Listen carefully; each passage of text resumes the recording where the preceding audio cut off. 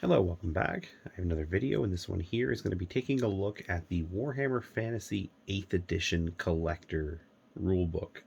And this is just sort of a side video to go along with what I was already saying. I want to talk about getting into fantasy and what you need. I had mentioned you need a rule book. Obviously, you need rules.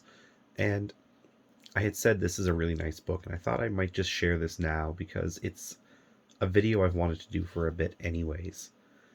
Now, this book, when I ordered it, at the time I ordered it because I really liked the look of it from what I was seeing online.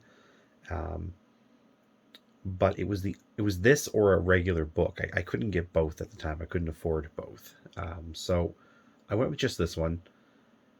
And within a bit, I did get a mini codex or mini rule book, but I tended to want to take this one out and use it. So normally people get collector's books, I find, and just kind of put them on their shelves and then never look at them again. In some cases, I try to do that too, but this one here is just so nice that I'm always wanting to take it off and look at it. Using it in games, I don't like to take it out of my house. I've tried to avoid that as much as possible, but it has, a little bit of wear and tear, more than people might have normally on their collector books. So just keep that in mind. There are a couple of spots where I don't think it's anything too major, but it is noticeably worn. So anyways, getting right into it. This is the core rule book, but done in a fancy, in-universe, lore-friendly way, as if it is actually a big tome that you would find, in a library in Altdorf or something. So the first thing to note is that the cover, instead of the standard cardboard or whatever that material is that you get on Warhammer books, this one is, well, it's probably the same thing on the inside, but on the outside it's like a fake leather, and it's embossed with the art that you would find on the front of the Warhammer Fantasy 8th Edition rulebook.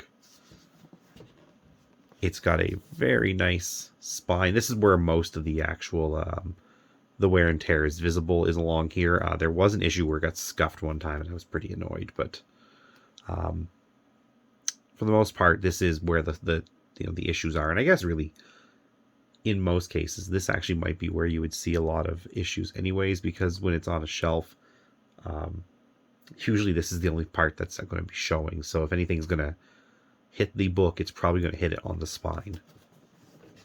And then there's the back. Same thing. It is a continuation, or I guess more of a repeat of that image. It's quite cool. It's a really nice texture to it. I like it a lot. The book is also sealed with this metal book cap. I don't know what the proper term for it is, but it's something you would find on large, heavy tomes in history, as a way to make sure they stay closed and don't just kind of flop open. And this one here has a nice, as you can see here, that's the Karl Franz. I think it's the Karl Franz, like, what do you call it? Like his symbol, his, like, I can't think of the word for it. His heraldry. I think that's what that is. And it's got like a couple just other designs on it, like the twin-tailed comet. And the front, of course, has this large twin-tailed comet hammer symbol. This is the one you would find on the side in the front of the Warhammer Fantasy 8th Edition rulebook. And I've never been 100% certain. I'm pretty sure it's metal, but I guess it could be plastic. I've never really picked at it to try to figure it out. The book itself is very heavy, and it has, as you can see, 3 ribbons to mark places. These here, I love these, but I hate them. The ribbons they use are always very, in my opinion, cheap. Just like your very standard, like, dollar store ribbons. There's nothing special about this material, and that's why it's all bent and folded and creased. because there's just really nothing you can do about it. It's, you know, it frays very easily. If there was one thing I would do to work on this book, it would probably be figuring out how to replace these with something a little more durable. Either some more fake leather or just better quality ribbon. I don't know. I'd be hesitant to really put anything else in there though, just because these pages are, you know, they're very delicate, as I'll show you. So this is the label in the front that tells you it's a collector's book and that it is marked number 3,315 of 3,500. Yeah, this is a book that I'm really happy to have, and even though I know 3,500 books is fairly standard in a GW collector's capacity, it might even be considered high by today's standard. I find a lot of times it's like 1,000 units. It's still cool to have that, knowing that there's only 3,500 of these roughly. I think there probably are more that aren't counted. I think there's probably 3,500 that are like for general public use, and there was probably some that were made specifically for staff. So you've got this paper, parchment paper. It is so nice. It is also, maybe show this again here. It's very rough cut, again, just to like mimic what you would expect in an older tome that you would find in some medieval city. It's got just a really cool feel that it's way nicer than you get in a lot of the special editions they do, the collector's books. They'll often just have like a gold leaf or something, and gold leaf is nice, but I mean, I display the spine, as I said. I don't display the edges. So gold leaf kind of looks nice in your hand, but as far as display purposes go, it's not that big of a deal to me. I don't get excited over gold leaf or silver leaf or whatever color they've chosen. But this parchment paper, the way it's rough cut, I'm trying to see if we can get this in focus. You can kind of sort of see here that it's a wavy cut pattern, like they use one of those fancy wavy cut scissors kids have. But what's also nice about it is the way it absorbs the ink. It looks a lot nicer on here, especially when you get to the art pieces, than it does in the main rule book. And if you give me 1 second, actually, I will even bring over the main rule book and compare these two photos so you can see what I mean. Okay, here I am. I'm back with this. So again, just I was going to say, just to repeat, I'm going to compare this book to the main book, but I thought I'd also show you the mini book. You can see, if I can lift this thing up, how much nicer that looks. At least I hope you can see it in the video.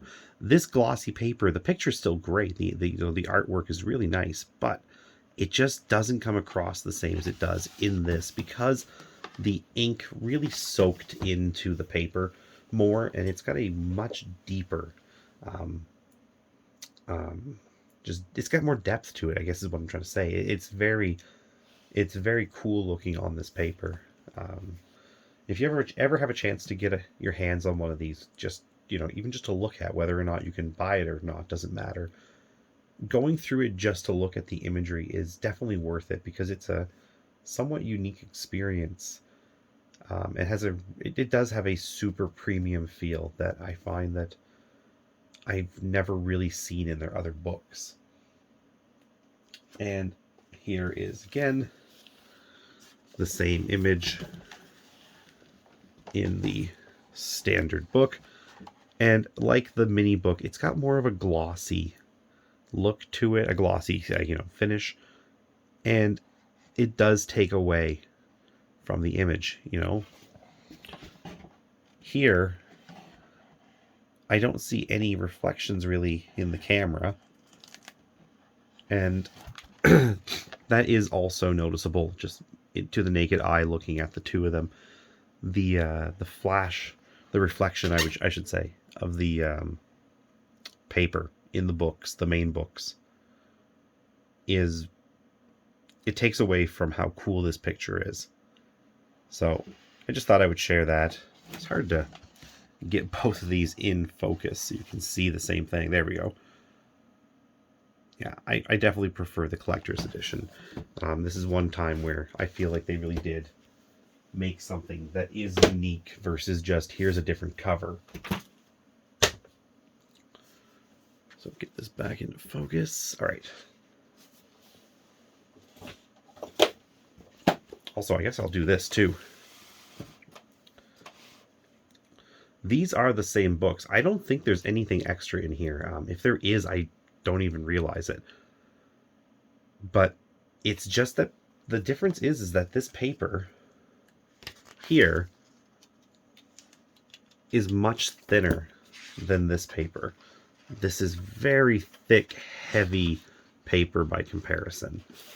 And the pages, they just have more bulk to them, which adds up over the course of hundreds of pages. So as you go through it, it is the exact same stuff as I said. You get the same introduction section. Again, the pictures look a lot nicer in here, in my opinion. I'll always prefer a softer, more natural feeling paper over the glossy magazine type that they use in most of their publications. And yeah, all the rules are here. I'm not going to go do a rules review or anything in this part. I'm just going to get to the good stuff, which is getting to the art sections.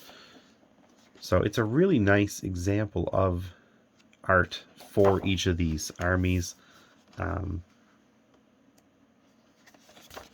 The John Blanche stuff looks especially good. When you find the pages with his work, it just looks great. I love John Blanche's artwork, and on this paper, it just seems even better. So, there's another great one. It's such cool stuff in here. And again, if you've seen the standard rule book, you've seen all this stuff before, but it is different to see it on this paper. And I will go through the 8th edition rulebook in another video. I just wanted to touch on this one because it is pretty cool, in my opinion, this book overall.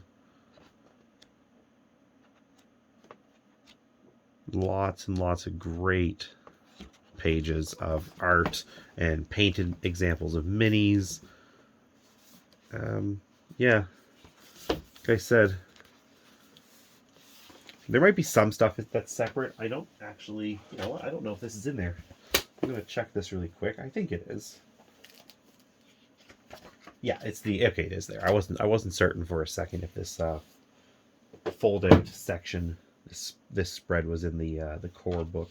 Yeah, there's a bent page here. This is the kind of stuff I was talking about. This stuff here, some of it has happened because I've let other people touch it. And that's one of the reasons I don't like taking it anywhere. As I've said, I'm very hesitant to bring it. And it's not because I don't like to share this stuff. I obviously do.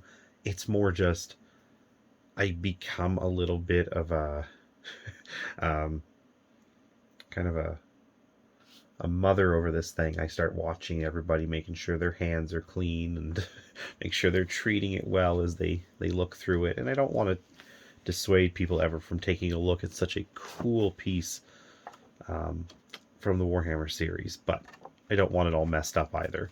So I've been very careful with it, as you know, and this has been used a lot personally by myself. I've gone to this book as often as I have my mini rule book, probably more, honestly, because I love the feel of it. I love the look of it on the table. And I do accept any small bits of damage I've caused doing that just as reasonable, because at the end of the day, this book should not just sit on a shelf. It should be out and getting enjoyed. It's one of the things I find hard with collector books. I tend to want to keep them in pristine condition as much as possible, but I don't like locking them away. I don't collect for the purpose of having resale value. I collect things because I want them. I collect things because I consider them special. And when the day comes that I no longer consider this special, if that ever happens, I'm very much going to just put it up for sale and get whatever I can for it. And, you know, let somebody else enjoy it. But for now, I've had this for whatever it is, 12 years, I think, since 8th edition came out. I think it was 2010. So far, I haven't lost interest in this book. Still love looking at it. I love looking at the photos in it, or like, well, not the photos, the pictures in this one. Even the photos look much better. Yeah, just again, some more John Blanche. It's really great stuff on this paper. It's just a really nice way to look at it. One of my favorite classic pieces of like 6th edition-ish art, give or take. I think it was 6th edition, maybe late 5th, that this art piece came out. Very cool piece for the Skaven.